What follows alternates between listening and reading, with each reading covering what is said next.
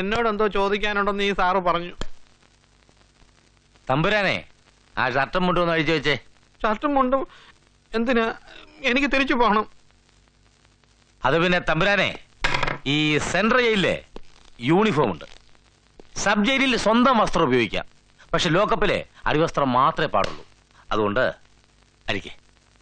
എന്നെ ഉടനെ വിട്ടേക്കാമെന്നാണല്ലോ പറഞ്ഞത്. ഓഹോ,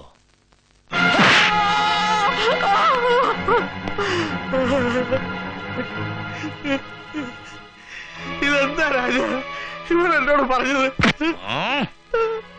അഴിയടാ, അഴിയടാ അങ്ങോട്ട്, അഴിക്കേ. ഇതെന്താ തമ്പുരാനെ ഇത്? ഇത് പൊട്ടിക്കരുത്, പാവ. ഓഹോ, അല്ല തമ്പുരാനെ, തമ്പുരാന് സെല്ലിൽ കിടക്കുമ്പോ സൽബുദ്ധി തോന്നി ഇതേലെങ്ങാനും തൂങ്ങിയാൽ ഞങ്ങൾ തൂങ്ങും. അതുകൊണ്ട് തമ്പുരാന് പോകാൻ ഭാഗ്യം സിദ്ധിച്ചാൽ ഇതങ്ങോട്ട് തിരിച്ചു തരാം. ഇരിക്കട്ടെ. അപ്പൊ പറ തമ്പുരാനെ, എന്താ തമ്പുരാനെ സംഭവിച്ചേ? സത്യമായിട്ട് എനിക്കൊന്നും അറിയില്ല. സാബു. Yes sir. വാടായിക്കോട്ടെ.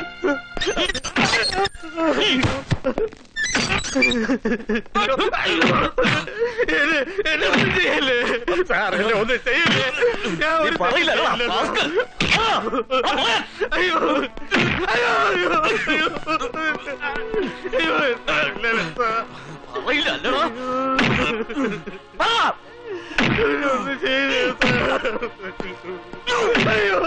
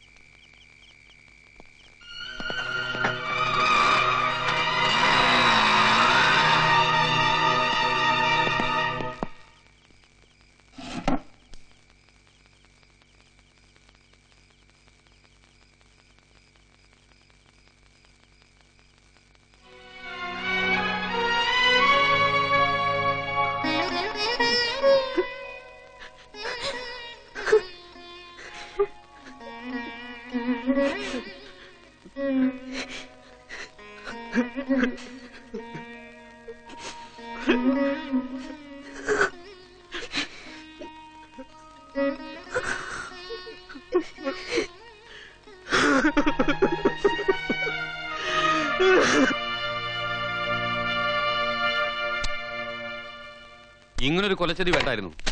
ഇന്നലെ രാവിലെ കണ്ടപ്പോ നിങ്ങൾ എന്തായാലും പറഞ്ഞു? എന്തു പറയണം? അറസ്റ്റ് ചെയ്യും എന്ന് പറയണോ? അങ്ങനെ പറയുകയാണെങ്കിൽ പ്രതിയുടെ പൊടി പോലും കിട്ടുവോടോ വക്കീലേ? ഞങ്ങളുടെ സെറ്റപ്പ് ഒക്കെ അറിയാമല്ലോ. താൻ ഏത് ഗോത്താഴത്തെ വക്കീലാണോ? എന്റെ ഉണ്ണി എന്ത് കുറ്റം ചെയ്തു?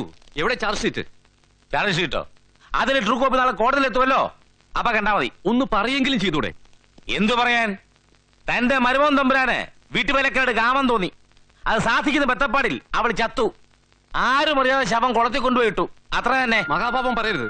മരിച്ച പെൺകുട്ടി അവന്റെ സഹോദരി അവൻ രണ്ടായിട്ട് കണ്ടിട്ടില്ല. ഒരു എറുമ്പിനെ പോലും നോവിക്കാൻ കഴിയില്ല എന്റെ ഉണ്ണിക്ക്.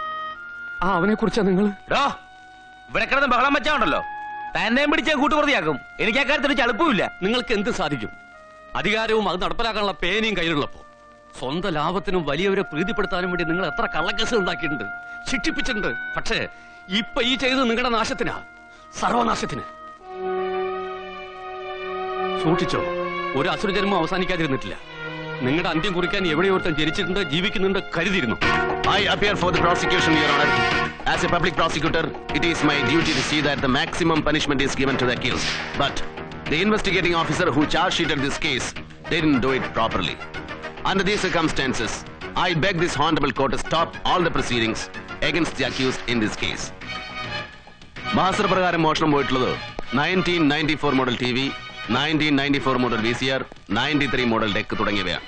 പക്ഷേ തൊണ്ടി സാധനങ്ങൾ കോടതിയിൽ ഹാജരാക്കിയപ്പോൾ 94 മോഡൽ ടി വിക്ക് പകരം 84 model T V, latest model VCR പകരം 10 വർഷം പഴക്കമുള്ള VCR, അതുപോലെ എല്ലാ തൊണ്ടി സാധനങ്ങളിലും മായം ചേർന്നിരിക്കുന്നു. In this context, I request this honorable court to take necessary action against the investigating officer who is the real culprit. That's all, Your Honor. ഇത്രയും വേണ്ടായിരുന്നു സാർ, അത് ഓപ്പൺ കോർട്ടിൽ വെച്ച്. പിന്നെ ഞാൻ എന്നാ പറയണം? എന്നതാ കാക്കിയിട്ട് നിങ്ങളുടെയൊക്കെ വിചാരം? ഒറിജിനലൊക്കെ എന്തോ ചെയ്തു? ഇവിടെ തന്നെ വിധിച്ചോ അതോ പങ്ക് തിരുവനന്തപുരത്ത് എത്തിച്ചോ? എവിടെ ഈ കേസ് ഇൻവെസ്റ്റിഗേറ്റ് ചെയ്ത ആള്? വന്നിട്ടില്ല. അയാൾ എന്റെ കൺവെട്ടെന്നെങ്ങാനും കണ്ടാൽ മുഖത്ത് ഞാൻ കാർക്കിച്ചു തുപ്പും. പറഞ്ഞേക്ക്. അയാൾ ഫോണിൽ എന്നോട് പറയുക ഇതൊക്കെ ഒരു അഡ്ജസ്റ്റ്മെന്റ് അല്ലേ സാറേ, സാറ് വിഷമിക്കണ്ട, പ്രോസിക്യൂട്ടർക്ക് ഒരു ഷെയർ ഉണ്ടെന്ന്. ഒറിജിനൽ തൊണ്ടി മുഴുവൻ കോടതിയിൽ എത്തിച്ചില്ലെങ്കിൽ കമ്പി എണ്ണിക്കില്ലാത്ത ഞാൻ ഏത് റാങ്കിൽപ്പെട്ട ഓഫീസറായാലും ശരി തന്നെ ഇങ്ങോട്ട് അയച്ചില്ലേ അവരോട് ഞാൻ പറഞ്ഞ പോലെ തന്നെ പറഞ്ഞേക്ക്. മയപ്പെടുത്തി പറഞ്ഞ് സൂചിപ്പിക്കാനും നിൽക്കണ്ട. അങ്ങനെ പറഞ്ഞാൽ ഉണ്ടാകുന്ന കോൺസിക്വൻസ് എന്തായാലും അത് ഞാൻ നോക്കിക്കോളാം കേട്ടോ.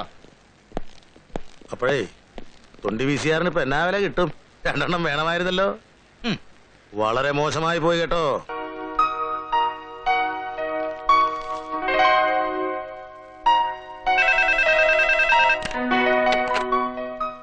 ഹലോ, ആ ഉണ്ട്, കൊടുക്കാം.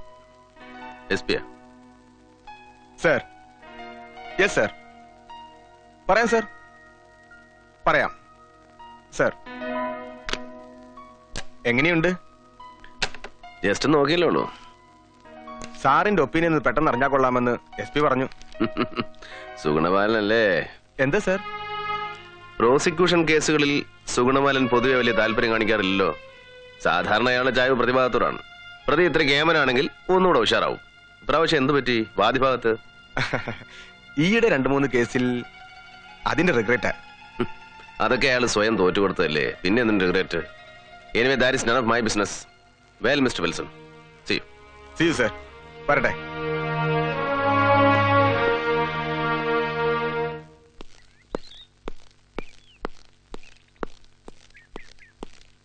അവൻ എന്താ പറഞ്ഞേ? പ്രതികൾ കേമന്മാരാണെങ്കിൽ എനിക്ക് ഉഷാർ കൂടുവന്നോ?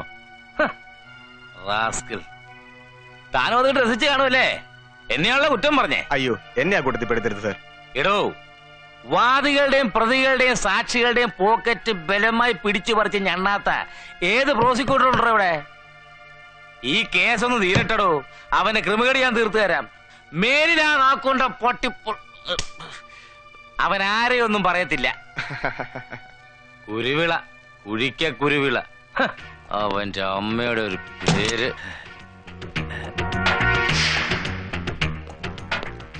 വരൂ. ഇരിക്കണം sir. Thank you. Case study മുഴുവൻ വായിച്ചു. അതിൽ മൊഴി നൽകിയിട്ടുള്ള സാക്ഷികളൊക്കെ എനിക്ക് നേരിട്ടൊന്ന് കാണണം. എപ്പോൾ അറേഞ്ച് ചെയ്യാൻ പറ്റും? എന്താ പ്രോസിക്യൂട്ടർക്ക് വിറ്റ്നസിനെ കാണാൻ അവകാശമില്ലേ? ഇല്ലെങ്കിൽ പറഞ്ഞാൽ മതി. അങ്ങനെയൊന്നുമില്ല, എപ്പോ വേണമെങ്കിലും കാണാം. Then better arrange it. Okay sir.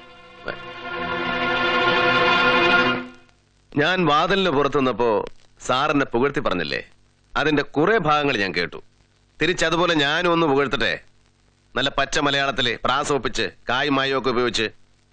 പിന്നെ കാതിന്റെ പുളിപ്പുണ്ടല്ലോ, ആസിഡ് ഒഴിച്ച് കഴിയാലും പോവില്ല. വരട്ടെ.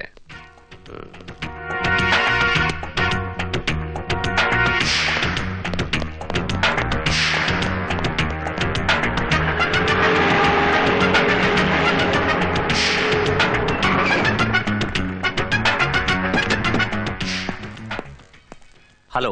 ഹലോ, എന്താ സർ ഇവിടെ? ഞാൻ നിങ്ങളുടെ SP ഒന്ന് കാണാൻ വന്നതാ. ഓ, വരട്ടെ. മിസ്റ്റർ രാജൻ, കോവിലകം കേസിലെ ഇൻക്വസ്റ്റിലൊക്കെ നിങ്ങളുടെ പേരാണല്ലോ കണ്ടത്. പിന്നീട് അങ്ങോട്ട് DYSP വിൽസൺ ആണ് കേസ് കൈകാര്യം ചെയ്തിരിക്കുന്നത്. ആ മാറ്റത്തിന് എന്തെങ്കിലും പ്രത്യേകിച്ച് കാരണങ്ങളുണ്ടോ? പ്രത്യേകിച്ച് കാരണമൊന്നുമില്ല സർ. കേസ് തുടങ്ങി വെച്ച ഞാനൊക്കെ തന്നെയാ. അപ്പോഴായി പൗരസമിതിയും പത്രക്കാരെല്ലാം ചേർന്ന് കേസാകെ സെൻസേഷനിലാക്കിയത്. വലിയ കേസായ സ്ഥിതിക്ക് ഏതെങ്കിലും സീനിയർ ഓഫീസറെ കൊണ്ട് അന്വേഷിപ്പിക്കുന്നത് നല്ലതെന്ന് കരുതി വിൽസൺ സാറിനോട് SP കേസ് ഏറ്റെടുക്കാൻ പറഞ്ഞു. അത്രേ ഉള്ളൂ. കൂടാതെ ആ ഫാമിലി എനിക്ക് അറിയാവുന്ന സ്ഥിതിക്ക് ആർക്കൊരു തെറ്റിദ്ധാരണ തോന്നണ്ടല്ലോ, അതൊരു കാരണമാവാം. പച്ചക്കള്ളം. ഇദ്ദേഹം തന്നെ സീനിയറെ സേവ് ചെയ്യാൻ ശ്രമിക്കണം സർ. അവർ ഇദ്ദേഹത്തെ മാറ്റാൻ പ്രത്യേകിച്ച് കാരണമുണ്ട്. ഇദ്ദേഹം ഇൻവെസ്റ്റിഗേഷൻ തുറന്നാൽ അവരുദ്ദേശിക്കുന്ന പോലെ നടക്കില്ല. അത്രേ ഉള്ളൂ. ബാലൻ, അവർക്കെന്താ ഉദ്ദേശം? ഈ കേസ് എങ്ങനെയെങ്കിലും തീർക്കണം. പക്ഷേ അതിനുവേണ്ടി മെനക്കെടാൻ അവർക്ക് സമയമില്ല. പിന്നെ കിട്ടിയ ഉണ്ണിത്തമ്പുരാനെ. സർ, ഞാനൊരു കാര്യം തുറന്നു പറയാം. ആ ഉണ്ണിത്തമ്പുരാനെ ആരെങ്കിലും അങ്ങോട്ട് ബലാത്സംഗം ചെയ്യാൻ ശ്രമിച്ചാൽ അയാൾ ഓടി രക്ഷപ്പെടുകയുള്ളൂ. അതായത് പ്രകൃതം. ആ മനുഷ്യരൊരു പെണ്ണിനെ ബലാത്സംഗം ചെയ്ത് കൊന്ന് കുളത്തിലിട്ടു എന്നൊക്കെ പറഞ്ഞ കഷ്ടം തന്നെ. ബാലങ്ങനെ തറപ്പിച്ച് പറയൊന്നും വേണ്ട. സങ്കീർണമാണ് മനുഷ്യ മനസ്സുകൾ. എപ്പോഴാണ് അവന്റെ ഉള്ളിൽ മൃഗം പുറത്തു വരിക എന്ന് ആർക്കും പറയാൻ പറ്റില്ല. അങ്ങനത്തെ പല ഇൻസിഡൻസും എനിക്കറിയാം. അപ്പൊ ഓക്കെ സർ.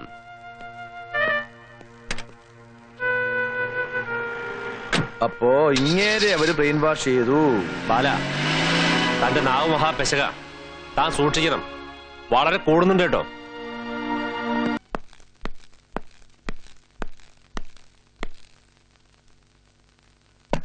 Yes.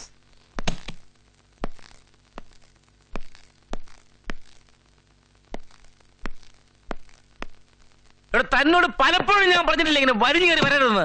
ഞാൻ നോക്കിയിട്ടാ സാർ വന്നത്. നോക്ക് ചെയ്തു. എന്താണ് കയ്യില്? ട്രഷറി കൊടുക്കേണ്ട ബില്ലുകളാ. ഇന്ന് 11 മണിക്ക് മുമ്പ് കൊടുത്തില്ലെങ്കിൽ അതൊക്കെ നാളെ കൊടുക്കാം. സാറിന്റെ TA ബില്ലുകളാ കൂടുതൽ. നാളെ കൊടുക്കാം അല്ലേ സാർ? ഇങ്ങോട്ടും നാളത്തേക്കൊന്നും ഉണ്ടാക്കണ്ട.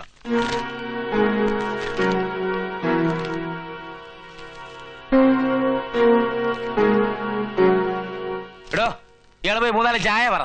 ഞാൻ കോൺസ്റ്റബിളിനെ അയക്കാം സാർ. ഇയാള് പോയി പറഞ്ഞാൽ എന്താ? ഇയാള് പറഞ്ഞാ മതി. ഓ, ദുരഭിമാനം.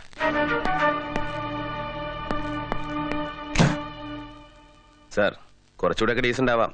ഒന്നുമില്ലേലും അയാളൊരു സബ് ഇൻസ്പെക്ടർ അല്ലേ? ഇവിടുത്തെ ഭരണമൊക്കെ ഞാൻ നോക്കിക്കോളാം. വക്കീലിനെ പണി ചെയ്താൽ മതി.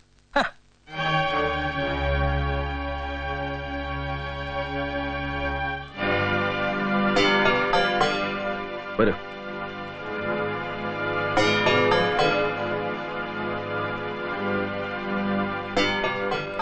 തൊഴിലേക്കാൻ കോടതി മതി. ഇവരല്ലേ മോട്ടീവ് പ്രൂവ് ചെയ്യുന്ന സാക്ഷി? അതെ. നിങ്ങളല്ലേ സീതയുടെ അമ്മ? അതെ.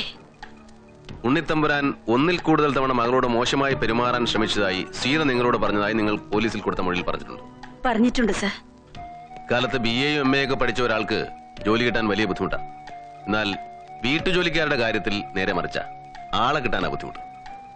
അങ്ങനെയുള്ളപ്പോ മകൾ പല പ്രാവശ്യം കംപ്ലൈന്റ് ചെയ്തിട്ടും മകളെ അവിടെ തന്നെ പിന്നെയും ജോലിക്ക് വിട്ടത് എന്തുകൊണ്ടാണ്?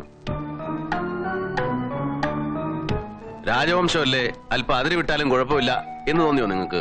പിന്നെ നിങ്ങൾ ആവശ്യമില്ലാത്ത ചോദ്യങ്ങൾ ചോദിച്ച് അവരെ കുഴപ്പിക്കാൻ നോക്കണ്ട. അവരുടെ മൊഴി എന്തെങ്കിലും പോരായ്മ ഉണ്ടെങ്കിൽ അത് പറഞ്ഞു കൊടുത്താൽ മതി. PP കയറി ഡിഫൻസ് വക്കീലാവണ്ട. എന്ത് ചോദിക്കണം, എങ്ങനെ ചോദിക്കണം എന്നൊക്കെ ഞാൻ തീരുമാനിച്ചോളാം. നിങ്ങൾ എഴുതി വെച്ചതൊക്കെ അപ്പാടെ സ്ഥിരീകരിക്കാനുള്ള ബാധ്യതയൊന്നും എനിക്കില്ല. സാക്ഷികൾ ജെനുവിനാണോ എന്ന് എനിക്ക് കൂടെ ബോധ്യമാവണം. നിങ്ങളുടെ പ്രസൻസിൽ ഇവരെ ചോദ്യം ചെയ്യാൻ എനിക്ക് ബുദ്ധിമുട്ടാണ്. പ്ലീസ്, നിങ്ങൾ പോകുന്നോ ഞാൻ പോണോ?